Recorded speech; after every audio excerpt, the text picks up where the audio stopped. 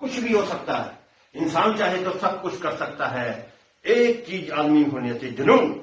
जुनून नहीं तो कुछ नहीं, दृढ़ संकल्प से आदमी कुछ भी हासिल कर सकता है।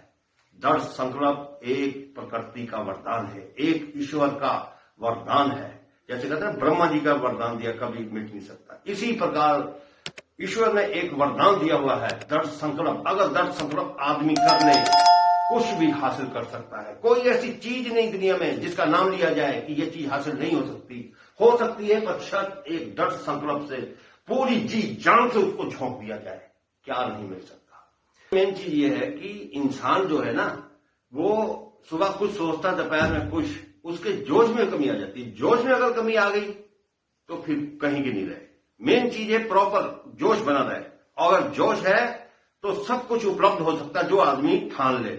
और जो ठाना हुआ है उसको प्राप्त करने के लिए जोश का प्रॉपर लगातार कंटिन्यू बने रहने की जरूरत है।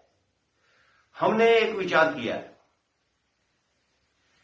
कि इंसान अगर दृढ़ संकल्प कर ले कि मुझे ये चीज हासिल करके ही रहनी है, तो उस चीज को हासिल करके ही रह सकता है। उसके लिए आदमी को भरपूर प्रयास तो करना ही होगा, और साथ में हमेशा ही उसको इस चीज का भी याद रखना हो जाए कि अपनी समीक्षा करते रहना होगा कि मैं गलत रास्ते पे चल रहा हूं कि यहां पर मैंने कोई गलती की है। मतलब अपने आप को हमेशा परखते रहना पड़ेगा, कदम कदम पर यह सोचते रहना होगा कि मैं कहीं भटक तो नहीं गया, मैं कहीं गलत तो नहीं चल रहा। इस चीज को हमेशा ध्यान में रखना है। और अगर आदमी ठान ले तो क्या नहीं कर सकता, असंभव को भी संभव कर सकता है। वो कैसे? एक कहानी मुझे याद आई, वो कहानी मैं आपको सुनाता हूं।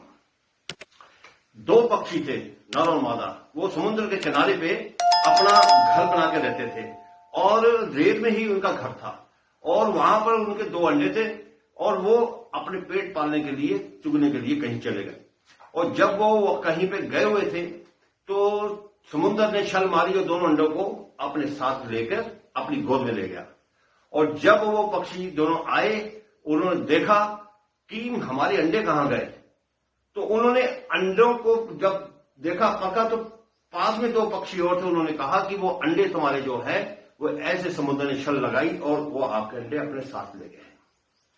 अब उन दोनों को, माता और उनके पिता थे, उनको इतना गुस्सा आया, उन्होंने ये ठान लिया कि हम इस समुद्र को सुखा के ही छोड़ेंगे, जो कि एक असंभव काम था। लेकिन उन्होंने कैसे संभव करके दिखाया वो आगे सुनिए आप। उन्होंने चोंच में रेत भरी और पानी में उसमें डालना शुरू कर दिया। ऐसे 3-4 दिन चलता रहा। जो दूसरे पक्षी थे उन्होंने देखा ये क्या हो रहा, उन्होंने पूछा भाई ये क्या कर रहे हो। उन्होंने कहा कि समुद्र ने हमारे अंडे छीन लिए हैं, हम उसको सुखा के ही छोड़ेंगे, हमने ये प्रण कर लिया है। उन्होंने कहा ये काम करना बहुत कठिन है, समुद्र तो समुद्र है और तुम्हारी चोंच में कितनी रेत आएगी, आप उसे नहीं सुखा सकते। लेकिन उन्होंने ठाना था या तो हम अपने प्राण दे देंगे या हम समुद्र को सुखा के छोड़ेंगे। अब उन्होंने जब देखा कि ये दोनों नहीं हट रहे तो साथ के उसके जो भी थे वो पक्षी भी साथ में लग गए। अब वहां एक छोटा सा झुंड तैयार हो गया। अब झुंड जब ये काम कर रहा था तो बिरादरी के दूसरे जो पक्षी थे उन्होंने जब देखा ये क्या हो रहा है, तो जैसे मान लो तो ये मतलब वो रेत डाल रहे थे तो कौओं ने सोचा ये क्या हो रहा है, इस प्रकार वो भी साथ में जुट गए। धीरे धीरे पूरे हिंदुस्तान के जितने पक्षी थे इसी काम में जुट गए, और फिर ऑल वर्ल्ड के जो जितने पक्षी थे सभी एक साथ जुट गए। और जब उन्होंने ये चीजें करने लगे, वहां पर लाखों करोड़ों पक्षी था जो कि रेत भरता चोंच में और समुद्र में डालता, रेत भरता चोंच में और समुद्र में डालता। धीरे धीरे धीरे धीरे एक दिन क्या हुआ, नारद जी वहां पर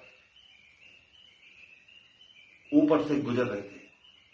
उन्होंने देखा ये पक्षियों का मेला कैसे लगा हुआ है। उन्होंने आगे पूछा कि भाई क्या मामला है। उन्होंने कहा कि ये हमारे मतलब ऐसे अंडे ले लिया है समुद्र, हम इसको सुखा के ही छोड़ेंगे। अब नारद जी ने हिसाब लगाया ये काम तो इनके बस का है नहीं। अब वो गए विष्णु भगवान जी के पास। विष्णु भगवान जी से जाके पूछा, कहा उन्होंने कि आपकी प्रजा इतनी दुखी है और आप यहां पर प्रसन्नता से आंखें मूंदे पड़े हुए हो, आप प्रभु देखिए आपके जितने जीव जंतु हैं सभी दुखी हो रहे हैं, सभी परेशान हो रहे हैं। तो विष्णु भगवान जी ने जब आंखें खोली, उन्होंने दिव्य दृष्टि से देखा तो वो वहां पर गरुड़ सहित पहुंच गया। अब उन्होंने विष्णु भगवान जी ने कहा समुद्र से, उठो, कहां हो तुम, इनके मतलब अंडे दो। वो कुल मिला के अंडे दिए और इस ज्ञान से, इस चर्चा से, इस कहानी से ये समझने को मिलता है कि अगर इंसान ठान लेना तो प्रकृति की शक्तियां भी साथ में मिल जाती हैं उसकी मदद करने के लिए। इसी प्रकार इंसान को दृढ़ संकल्प से, पक्के इरादे से काम करना है और अपने लक्ष्य को पाना है।